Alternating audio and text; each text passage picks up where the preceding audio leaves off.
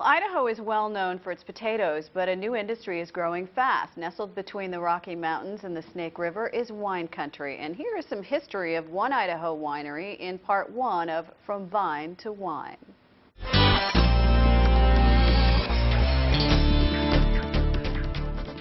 Idaho is considered by some a new frontier of wine growers, but the first grapes planted in the Pacific Northwest were grown in Lewiston in 1864.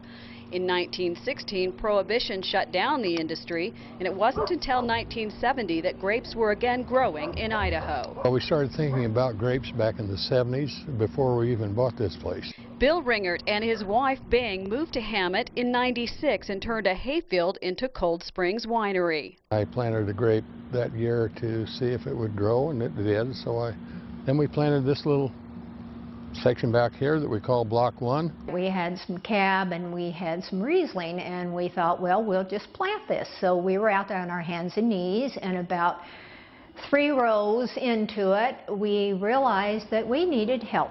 It all starts right here in the vineyards in the art of making wine. And what can affect these grapes on these vines can be anywhere from severe weather to wildlife. It's the soil, the availability of water, the growing season, the way the temperature produces itself throughout the year.